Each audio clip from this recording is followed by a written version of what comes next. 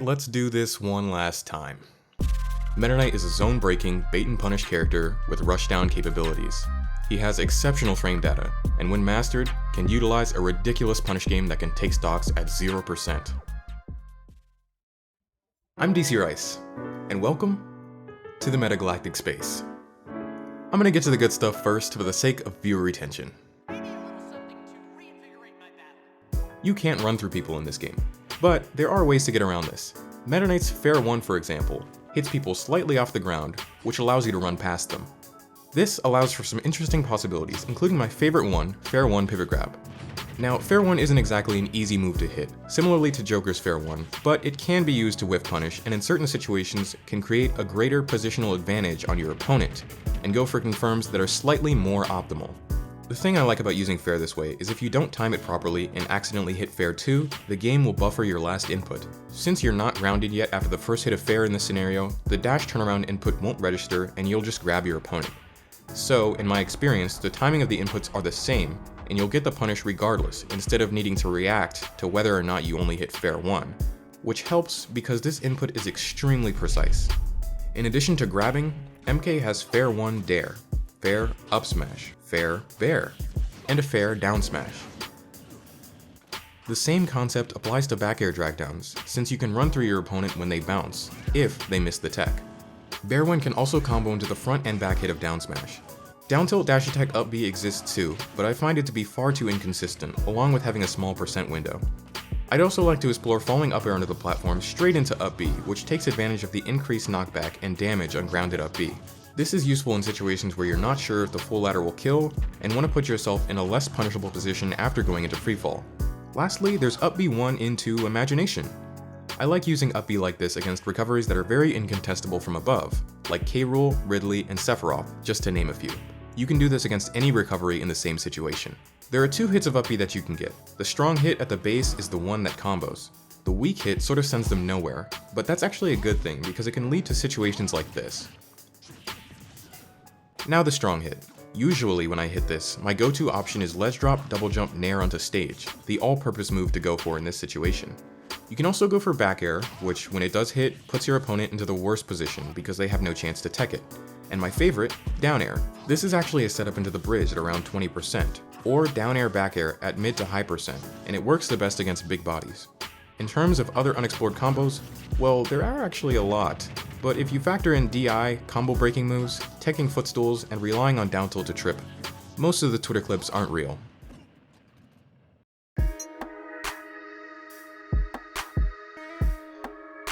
In contrast to all the sword fighters, this is what Meta Knight's run speed looks like. This is his airspeed. Here's his fastfall speed, and gravity. Let's get this straight. Meta Knight is a slippery motherfucker. When you move with this character, you should try and be as grounded as possible to take advantage of his fast run speed and his burst options. That ground speed is useful in outspacing aerial approaches and covering your opponent's landing with dash attack. You're a semi-fast faller. Fall speed is one of your strengths. Abuse Meta Knight's low friction with pivot cancel forward tilt and dash turnaround F smash. Despite your poor airspeed, you can use your double jumps to immediately reverse your air momentum. Your up B to ledge has many variations, including an inwards and outwards auto snap. Use your jumps and shield to avoid projectiles and close the distance against zoners. Use your dash into shield and your roll to create openings and whiff punish. Use your lagless dimensional cape as a movement option, and mix up aggression and defense out of warps. Use your multi-jumps and fastball timings to bait anti-airs. If you want to go dash attacking willy-nilly all over the place, aim for cross-up dash attack because it's fairly difficult to punish on shield. That's the kind of move it is. This is the neutral game. One who masters Meta Knight will have mastered neutral Jing. Between your grounded and aerial approaches, MK has 4 main ways of opening the opponent. Dash attack, dash grab, landing nair, and empty hop grab. You might be thinking, that sounds similar to every other character, but you don't have a projectile, nor do you have a big enough disjoint to avoid putting your hurt box at risk when approaching. If you can work with that, you'll be rewarded with high mobility, one of the best disadvantage states in the game, and possibly the best edgeguarding character. Your double jump mix is unlike any other in the game. You literally have a multi-jump mix with a semi-fast fall, which probably makes you the best character at baiting anti-airs. Also, you know that shit where Diddy Kong can mix you at ridiculous burst range with the threat of side B? When you play Meta Knight, you are the side B. That's your whole character. If you ever play against a top Meta Knight, you'll see what I mean. It literally feels like bullshit. Your main neutral tools are Nair, Dare, Down Tilt, with a little bit of forward smash in there. Forward smash is its own form of set play. There's no harm in throwing out a lagless move if you do it in a position where you can't be punished on startup. The intention behind throwing out this move is usually not to hit it, but to punish your opponent for what they do in response to your forward smash. If they try and punish you by landing on you with a hitbox, you can immediately up B or up smash. If they try and run in, you can jab or dash back into something else to punish their approach. If they try and shoot a projectile at you, you can dimensional cape through and punish with a forward slash. Kinda like Game & Watch up smash. Unless you know what I'm gonna do immediately after I F smash, the best counterplay to this move is to just not approach me. And that's pretty fucked up, man.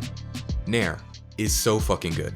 You can rise with this move, and when you land with it, it's your best combo starter. It's -3 on shield. Down tilt. And last but not least, after watching D2DA at CEO, I'm realizing how much I underrated Dare in neutral, and honestly, just as a move in general.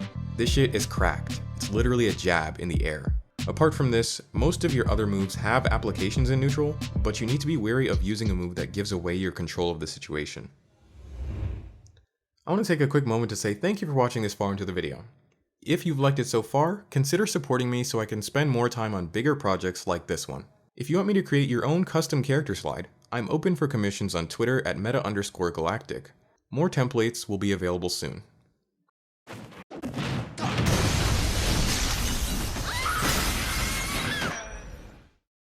You have one of the best disadvantages in the game. This shit doesn't work against Meta Knight. Take advantage of how your opponent can't commit to a laggy option because of the threat of dimensional cape. It should be very difficult for your opponent to predict how you're going to land. Most people fall apart in a ledge trapping situation when you ledge drop multi-jump. You don't have to commit to get up options the same way most characters do. Know when it's the right time to recover to the other side of the stage. The dichotomy of Meta Knight is that you're super light and you're combo food. If you find yourself getting juggled, you can attempt to land with fast fall neutral air dodge or dimensional cape.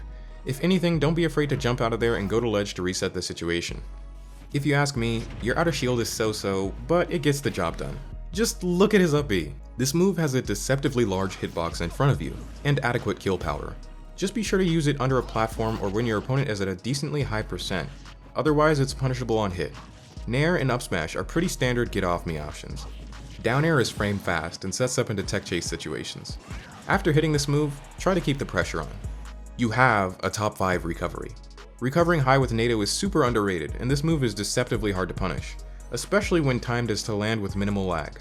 In addition to being able to make it back from the depths of hell, the major strength of your recovery is the ability to stall out your opponent's edgeguard attempt with multi-jumps, and quickly make it back to stage as they need to recover themselves. This allows for high reversal potential. Meta Knight fucking sucks in this game. Unreliable combo game. Your combo food. He dies early. Small window of active frames. If you want to play him at a high level, you need to be a fucking surgeon. They could at least make them cover the actual animation of the sword. Plus, if you ask me, he's in the top 10 most difficult characters to play. But I digress, let me be objective about this.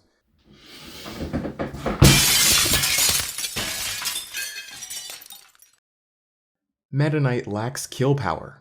No, you're wrong! One of the biggest lies in Ultimate that I see is that Meta Knight struggles to kill. Between all of his smash attacks, all of his specials, Nair, Bear, and F-tilt, Meta Knight has no shortage of kill power. Ledge trapping, edge guarding.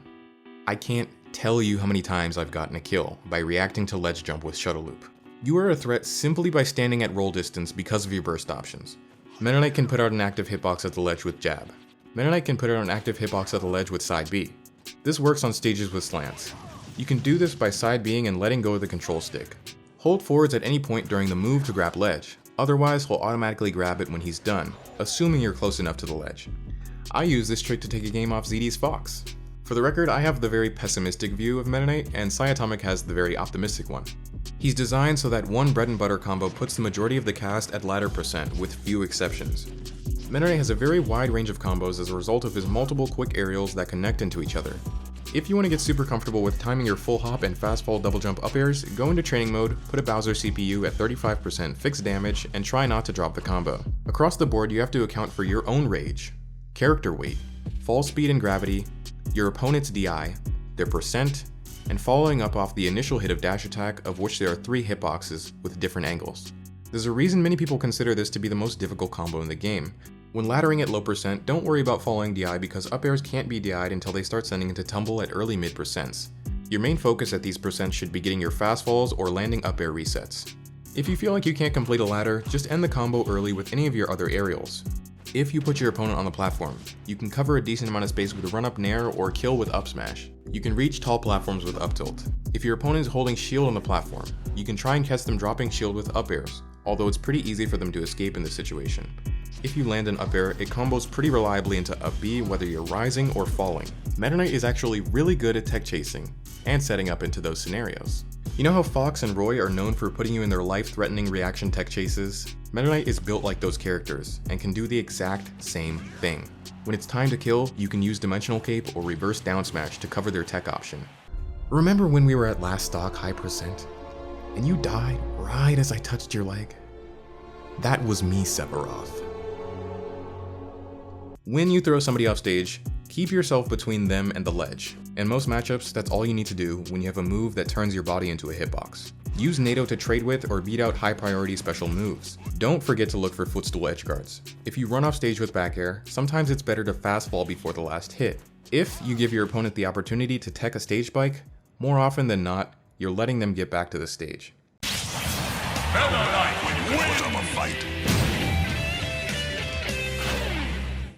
If you ask me, Meta Knight significantly jumps up on the tier list in the context of doubles. He may be one of the best doubles characters. His strengths are just highlighted so well and his weaknesses are overshadowed. The angles on his throws are good for team combos. He has great mobility and can follow up from a teammate's attacks or throws from practically anywhere. Have a trash recovery? Don't worry, Meta Knight has enough for the both of you. Can't edgeguard? I got you.